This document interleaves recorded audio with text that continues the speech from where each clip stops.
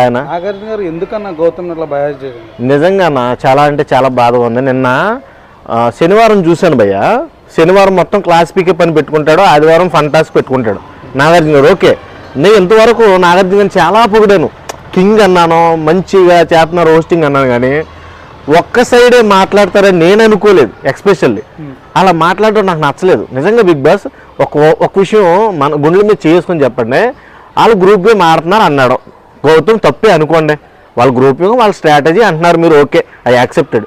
ఎందుకు పదే పదే పదే పదే మాట్లాడి అతన్ని స్టాప్ చేయడం అంటే అందరి ముందు పరువు తీసేసినట్టే కదా, అందరి ముందు చులకం చేసినట్టే కదా.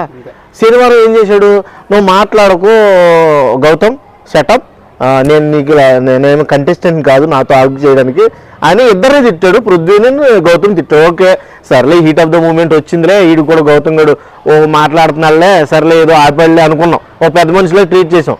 కట్ చేస్తే నిన్న ఎపిసోడ్ ఎలిమినేట్ అయ్యింది యష్మితో బిగ్ బామ్ నువ్వు పేల్చడం ఏంటి నాకు అర్థం కాదు అసలు.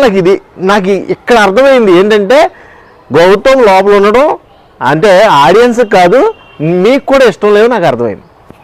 మీరు నామినేట్ చేయవలసిన పని ఏముంది సార్, అవసరమే లేదు. మీరు నామినేట్ చేయవసరం లేదు గౌతమ్ని.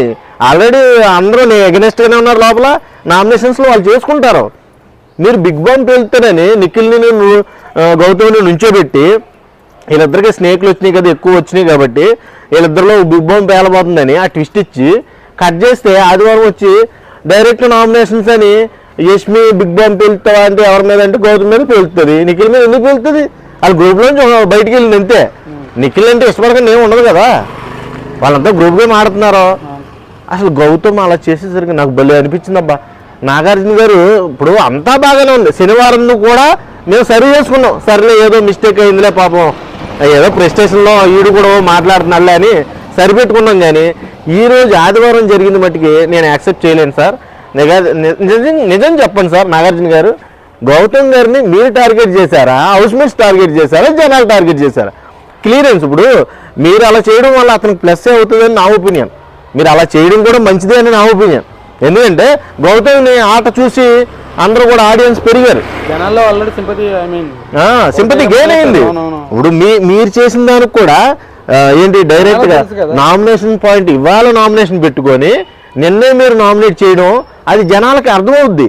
అక్కడ నిజంగా వీళ్ళనే ఉంచాలనుకుంటున్నాడు నాగార్జున గారు, మా గౌతమ్ని ఇలాగ అవినాష్ని, రోహిణిని, టేస్టీ తేజని ఇలాంటి వాళ్ళందరూ పంపించేత్తకే చూస్తున్నాడు అన్నట్టుగా క్లియర్గా అర్థమవుతుంది అందరికీ. కాకపోతే మీరు చేసింది ఒక అందుకు మంచిదే అతనికి, ఎందుకంటే గట్టిగా బూస్ట్ వస్తుంది. కానీ ఇంకా బయాస్గా చేస్తారో ఉండే కొలిది అంటే మటుకి ఇక చేసేదేం లేదు. ఈ సీజన్ లేపిందే వాళ్ళ మీద మీకు అంత కనికరం కూడా లేకుండా మీరు అలా మాట్లాడుతున్నారంటే నాకు కొంచెం ఇక బాధగా ఉంది. ఎప్పుడు కూడా మీ హోస్టింగ్ని ఎప్పుడు కూడా ఏలెత్తి చూపించలే. ఫర్ ద ఫస్ట్ టైము మీరు కొంచెం గౌతమ్ని తొక్కేయాలి అన్నట్టుగా మాట్లాడినట్టు నాకు అనిపించింది, నా పర్సనల్ ఒపీనియన్.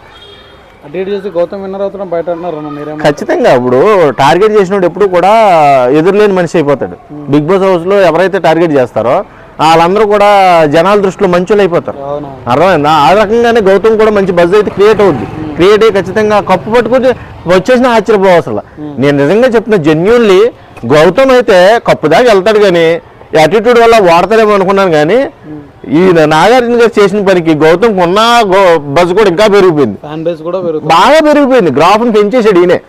ఓన్లీ ఆయన అవ్వాలని మీరు మనస్ఫూర్తిగా కోరుకున్నారో ఏమో కానీ అలా నలుగురిలో పరువు తీసినట్టుగా మాట్లాడడం, ఆ నామినేట్ చేయడం, బిగ్ బామ్ పేల్చడం నాకైతే పర్సనల్లీ నాకు నచ్చల.